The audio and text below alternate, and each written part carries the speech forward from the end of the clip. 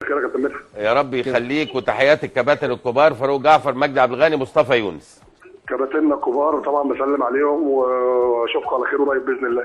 ان شاء الله. مبروك نقطة يا ميدو ولا صوتك رايح. انا صوتي رايح من اول ما مسكت الزمالك، من اول يوم. ربنا يوفقك ان شاء الله. ربنا يوفقك يا ميدو. قول لي يا كابتن ميدو، يعني طبعا في اكيد انت اتسالت السؤال ده، يعني النهارده اشراك 2 صغار السن في مباراه قمه امام بتروجيت، هل اعتبرتها مجازفه مخاطره لا قدر الله لو كنت اتغلبت النهارده؟ انت تعلم وسيد العالمين ان كنت الدنيا كلها هتقطع، انت فكرك ايه في المساله دي يا كابتن ميدو؟ كابتن مدحت، اول حاجه انا اللي بعمل الشغل بتاعي وما بيهمنيش الناس اللي بتتكلم بتقول ايه، ده ما انا شايف الكلام اللي بعمله صح. لازم الناس تفهم ان انا عندي مباراه كل 3 ايام، وعندي مباريات مضغوطه في افريقيا، فلما يكون عندي لعيب زي فتح الله واحمد سمير لعيبه اساسيين عندي عمرهم 32 و33 سنه، لو لعبتهم كل مباراه على شهر 3 اللعيبه دي هتقع مني، مش هلاقي ولا لعيب معايا. فلازم وفي نفس الوقت يا كابتن مدحت لازم الناس تفهم ان انا لما نادي الزمالك جابني طلب مني المنافسه على البطولات والتخطيط للمستقبل. فالنهارده عندي لعيبه صغيره مميزه في الناشئين، لازم اديهم فرصتهم. امتى هندي فرصه للعيبه الصغيره بتاعتنا؟ صحيح انا بتفق ان في مباريات كبيره ممكن، يعني مباريات كبيره ممكن ما يكونش الوقت المناسب الدفع بيها في الناشئين، لكن انا في وجهه نظري ان الناشئ الجيد هو من يبدا في مباريات كبيره. والنهارده يوسف لولا ظروف المباراه انا عمري ما كنت هخرجه، لان انا كنت زعلان جدا وانا مخرجه، لكن انا اضطريت ان انا اغير طريقه اللعب ل 4 2 3 1 و3 اوديه ناحيه الشمال، وده مش مكانه، فكنت هظلمه لو سبته في الملعب. فكان لازم انزل دومينيك، لعيب عنده سرعات، لعيب يرجع لي عمرو حسن في الحته دي، ونجحنا فيها بشكل كبير جدا. قوي لا هو فرق دومينيك يعني المدافع كتير يعني. اقنعنا جدا، لكن بالنسبه لاوباما انت شايف ايه امكانياته اللي احنا هنشوفها بعد كده؟ يوسف اوباما. يوسف اوباما ده امكانياته اللي احنا ما شفناهاش النهارده. لا ده لعيب كويس جدا يا كابتن، ده لعيب اساسي في منتخب الكابتن علاء ميهوب، ولعيب كويس جدا، راس حربه مميز جدا، بيتحرك بشكل جيد. النهارده ظروف المباراه ما خدمتوش، يعني هو بدا بشكل جيد، لكن انا عمري ما كنت اطلعه من الملعب لغايه الدقيقه 60 65 لو كانت ظروف المباراه طبيعيه، لكن النهارده اطرد واحد، كابتن مختار سحب راس حربه وزي يزود نص الملعب. لازم الناس برضه تفهم ان انا كابتن مدحت ان كل مباراه كابتن مختار كان بيتفوق فيها على نادي الزمالك كان بسبب ان هو، احنا اتفرجنا على الماتشات اللي فاتت كلها اللي لعبها قدام نادي الزمالك، ان هو كان بيزود عدد لعيبه نص الملعب، وبيعتمد ان هو يبقى عنده لعيب زياده في نص الملعب ويستحوذ على نص الملعب. فالنهارده لعبت له 4 لعيبه في نص الملعب، لعبت دايما ب4 لعيبه زيه، وبدات يا كابتن مدحت النهارده جبنا جون في اول دقيقتين، وبعد كده ضيعنا هدفين لو جبناهم الماتش شكله مختلف. لكن ده احد الدروس، ان احنا اضاعه الاهداف مع استقبال هدف من كره ثابته، الناس محفظين الناس المان تو مان في الاسبوع اللي فات كله، ونستقبل هدف بالشكل ده. الحمد لله ان احنا قدرنا نرجع للمباراه ونرجع ل 2-2. املك حاضر يا كابتن مجدي، يعني بقى بعد سؤالي ده كابتن مجدي هسالك سؤال. املك يا كابتن ميدو فيما يتعلق بالشكل الفني في الملعب، يعني احنا شفنا المنيا الحقيقه الفرقه بتاعتك لعبت كره انجليزي قصيره جميله جدا، برغم ان النتيجه 1-0 بس وانت ضيعت 3-4 اهداف، لكن الشكل كان مختلف. النهارده يمكن الشكل مختلف عن مباراه المنيا، انت املك تشوف اداء الزمالك شكله ايه في الملعب؟ احنا طريقه لعبنا كابتن مدحت ان احنا زي ما الناس شافت ان احنا بنبدا الهجمه بشكل جيد، عندنا لعيب نص ملعب الارتكاز بيسقط في وسط الصدرين وبيلعبنا كوره، هي دي الطريقه اللي احنا عايزين نلعب بيها. لكن النهارده كان اضطرينا نلعب بشكل مختلف عشان نوائم طريقه كابتن مختار، لان كابتن مختار وطريقه فرقه بتروجيت لو سبت لها لعيب زياده في نص الملعب هيستحوذ على نص الملعب، فعشان كده كان ضروري ان احنا نلعب بفرودين وواحد تحتيهم. ثلاثه وبعد الطرد كان لازم اغير زي ما انا قلت، لكن يا كابتن مدحت لازم نعرف ان احنا لو طرد نور السيد احنا كنا كسبنا المباراه، لان انا لو نور السيد موجود مكمل في الملعب 90 دقيقه كنت هنزل راس حربه ثاني والعب 4-4-2 الصريحه، وادخل دومينيك في القلب وانزل مصطفى فتحي ناحيه الشمال، ده اللي انا كنت شغال عليه. لكن طرد نور السيد اضطريني ان انا كان لازم انزل هاني سعيد عشان اظبط نص ملعب ثاني، لان انا ما كنتش اقدر العب بمؤمن وعمر في نص الملعب. الجزء الاخير هو ان حازم امام ما يقدرش يديني 90 دقيقه، انا كنت عارف من قبل المباراه ان هو راجع من الاصابه يديني 65 70 دقيقه بس، فكان حاجتين انا عارف ان هو مش هيكمل معايا بنفس المستوى. تاني حاجه كنت خايف عليه يا كابتن مدحت ان هو يتعور، لان انت زي ما انت عارف راجع من الاصابه، مع ان هو يلعب على الضغط ده ممكن عادي جدا ان هو يصاب مره ثانيه، وانا محتاجه طبعا في المباراه القادمه. صحيح. طيب ميدو، يعني فكرك انت راجل بتحب المواهب وبتحب اللعيبه الموهوبه، فكرك ايه في انك ما دفعتش بمحمد ابراهيم بالرغم ان هو انت تعلم انه لعيب مميز جدا يعني. طبعا يا كابتن مجدي، محمد ابراهيم لعيب اساسي عندي، لكن النهارده لما بلعب براسين حربه وواحد تحتيهم كان لازم اختار لعيب بيجيد الضغط على احمد الشناوي اللي هو بيعتمدوا عليه في بناء الهجمه. فالنهارده كان عندي اختيار ما بين محمد ابراهيم ومكان مؤمن زكريا. مؤمن زكريا لعيب الورك ريت بتاعه او المجهود البدني بتاعه عالي جدا، بينفذ الضغط بشكل عالي جدا، عشان كده اخترت ان هو يلعب بالشكل ده.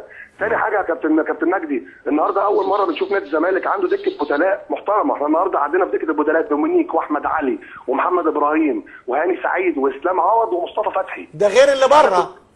ده غير اللي بره وغير اللي مشي.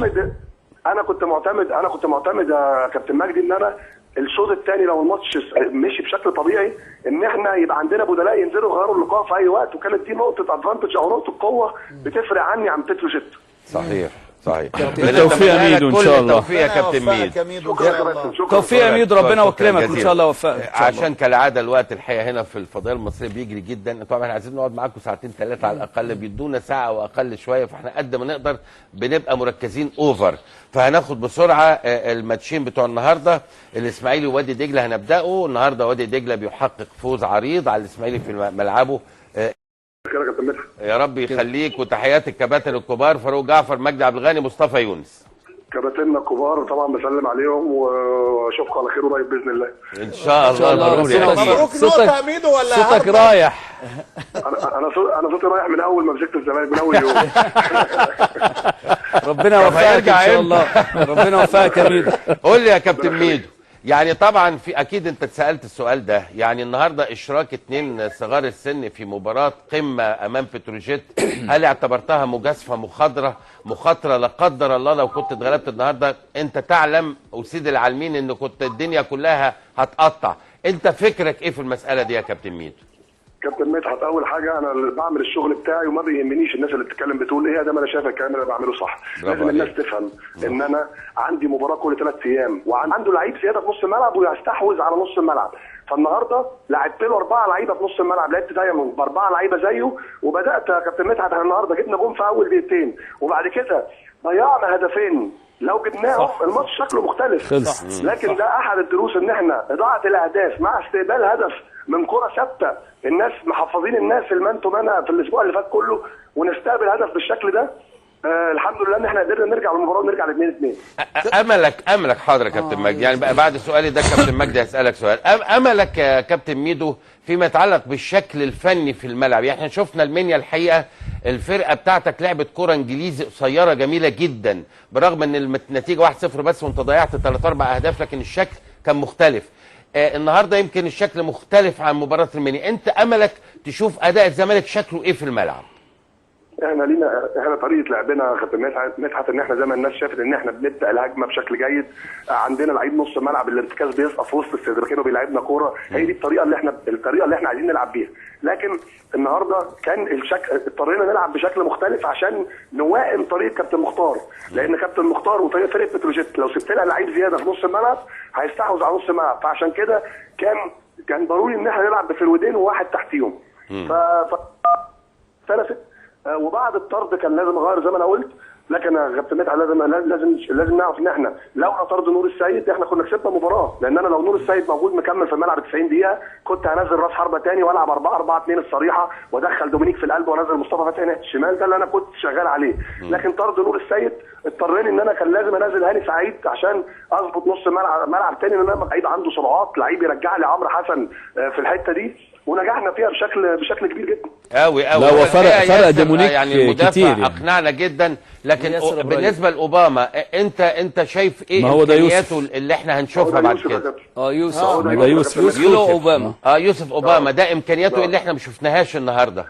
لا ده لعيب كويس جدا يا كابتن، ده لعيب اساسي في منتخب الكابتن علاء ميهوب، ولعيب كويس جدا، راس حربه مميز جدا، بيتحرك بشكل جيد. النهارده ظروف المباراه ما خدمتوش، يعني هو بدا بشكل جيد، لكن انا عمري ما كنت اطلعه من الملعب لغايه الدقيقه 60-65 لو كانت ظروف المباراه طبيعيه، لكن النهارده اتطرد واحد، كابتن مختار سحب راس حربه وزي يزود نص الملعب. لازم الناس برضه تفهم ان انا كابتن مدحت ان كل مباراه كابتن مختار كان بيتفوق فيها على نادي الزمالك كان بسبب ان هو احنا اتفرجنا على الماتشات اللي فاتت كلها اللي لعبها قدام نادي الزمالك ان هو كان بيزود عدد لعيبه نص الملعب وبيعتمد ان هو يبقى عندي مباريات مضغوطه في افريقيا. فلما يكون عندي لعيب زي فتح الله واحمد سمير لعيبه اساسيين عندي عمرهم 32 و33 سنه، لو لعبتهم كل مباراه على شهر 3 اللعيبه دي هتقع مني، مش هلاقي ولا لعيب معايا. فلازم وفي نفس الوقت يا كابتن مدحت لازم الناس تفهم ان انا لما نادي الزمالك جابني طلب مني المنافسه على البطولات والتخطيط للمستقبل. فانا النهارده عندي لعيبه صغيره مميزه في الناشئين لازم اديهم فرصتهم. امتى هندي فرصه للعيبه الصغيره بتاعتنا؟ صحيح انا بتفق ان في مباريات كبيره ممكن يعني مباريات كبيره ممكن ما يكونش الوقت المناسب الدفع بيها في الناشئين، لكن انا في وجهه نظري ان الناشئ الجيد هو من يبدا في مباراه كبيره. والنهارده يوسف لولا ظروف المباراه انا عمري ما كنت هخرجه، لان انا كنت زعلان جدا وانا مخرجه، لكن انا اضطريت ان انا اغير طريقه اللعب ل 4 2 3 1 وطريقه اوديه ناحيه الشمال وده مش مكانه، فكنت هظلمه لو سبته في الملعب، فكان لازم انزل دومينيك